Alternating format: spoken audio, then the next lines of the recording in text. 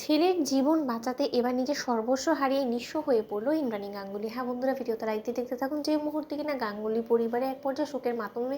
ছেয়ে যায়, ঠিক সেই মুহূর্তে ইন্সপেক্টররা যখন বলতে থাকে যে ম্যাডাম, কিছুক্ষণের মধ্যে আমাদের যতটুকু মনে হচ্ছে যে কিডন্যাপাররা অবশ্যই মুক্তিপঞ্চে আপনাকে ফোন করবে এবং তখনই আপনাকে কিন্তু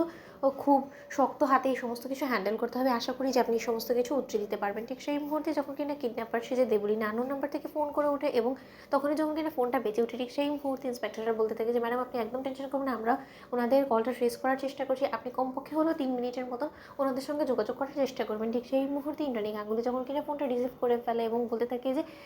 তোমাদের আমি কি ক্ষতি করেছি, আমার ছেলেই বা কি তোমাদের ক্ষতি করেছে বলো তো, যে তোমরা আমার ছেলেকে অপহরণ করেছো বলো তো, এবং কত টাকার বিনিময়ে তোমরা আমার ছেলেকে মুক্তি দিবে, তোমরা শুধু আমাকে সেটা বলো। ঠিক সেই মুহূর্তে যখন কিনা দেবলীনা হাসতে থাকে এবং বলতে থাকে যে কি ইন্দ্রাণী গাঙ্গুলি, তোমাকে নাকানি চুপানি খাইয়ে দিলাম তো, তুমি কি মনে করছো যে তুমি এই পৃথিবীতে একাই চালাক, যে তুমি আমাদেরকে রীতিমতো হাতে নাতে ধরানোর জন্য তুমি তোমার বাড়ির শুদ্ধ সমস্ত লোকেরা মিলে আমাদের এগেনস্টে পলিটিক্স করবে, তুমি তোমার বাড়িতে ইন্সপেক্টরদেরকে হাজির করে রেখে আমাদের কল ট্রেস করার চেষ্টা করছো। কিন্তু তোমাকে একটা কথা জানিয়ে রাখছি যে আমাদের এই লোকেশনটা ট্রেস করে এও না, তোমরা এখানে এলে না কিচ্ছু পাবে না, তোমরা রীতিমতো কাজকলা ছাড়া কোনো কিছুই পাবে না, কারণ এখানে আমরা যেখানে দাঁড়িয়েছি এই মুহূর্তে সেখানে তোমার ছেলে বা ওই কুসুম সরকার কেউই এখানে নেই, কারণ ওদেরকে তো মনে একটা দূরে রেখে এসেছি যেখানে কিনা তোমরা নাগালও পাবে না। তাই ওদের জীবন যদি বাঁচাতেই হয় তাহলে এই সমস্ত ছল চাতুরি আমাদের থেকে অন্তত বিরত রাখো। এবং তার থেকেও বড় কথা, তোমার ছেলের কিন্তু মাথার খুলি উড়িয়ে দেবো যদি আর কোনো রকম কোনো চালাকি খাটানোর চেষ্টা করো, বা ইন্সপেক্টরদেরকে যদি এক্ষুনি বাড়ি থেকে ঘাট ডাকাতি বার করে না দাও। আমার কিন্তু চারিদিকে লোক ছড়ানো ছেটানো আছে এবং তারা কিন্তু আমাকে বেশ ভালোভাবেই সমস্ত খোঁজ খবর দিচ্ছে এবং আমাকে এটাও বলেছে যে তোমার বাড়িতে ইন্সপেক্টররা রীতিমতো আমাদেরকে ধরার জন্য হুন্নি হয়ে বসে আছে। তাহলে তোমাকে এখন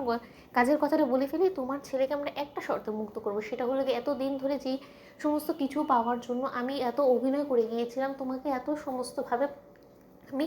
ভুলিয়ে ভালিয়ে রেখেছিলাম আমার মুঠোয় করে, সেই সমস্ত কিছু যখন শেষ পর্যন্ত আমি পাইনি, তাহলে এবার তো সেই সমস্ত কিছু নিজের করে পাওয়ার সময় চলে এসেছে। তাই এবার তোমার ছেলেকে মুক্ত করার জন্য তার বিনিময়ে তোমাকে তোমার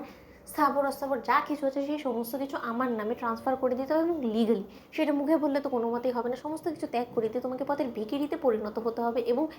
তোমাকে তোমার পরিবার সমেত এই গাঙ্গুলি বাড়ি ত্যাগ দিতে হবে, গাঙ্গুলি বাড়ি থেকে চিরকালের জন্য বেরিয়ে যেতে হবে এবং তার পরবর্তীতে আমরা তোমার ছেলেকে তোমার কাছে রিটার্ন দিয়ে দেবো। এখন তুমি যদি সেই শর্তে রাজি থাকো ইন্দ্রাণী গাঙ্গুলি, তাহলে তো ভালো, নয়তো বা আমরা কিন্তু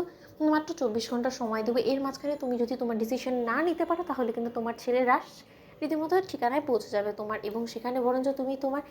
ছেলে শেষকৃত্য সম্পন্ন করার সমস্ত আয়োজন করে ফেলো। কারণ তোমার কাছে তো এখন অপশন মাত্র একটাই আছে, হয় তুমি তোমার ছেলেকে তোমার কাছে নেবে, নয়তো বা তুমি তোমার সম্পত্তি চিরকাল ভোগ করার আশায় বসে থাকবে কিন্তু নিঃসন্তান হয়ে থাকবে, কারণ তোমার ছেলে তো তোমার কাছে ফিরবে না। তো বন্ধুরা, লাইক কমেন্ট শেয়ার করে সাবস্ক্রাইব করতে ভুলো না।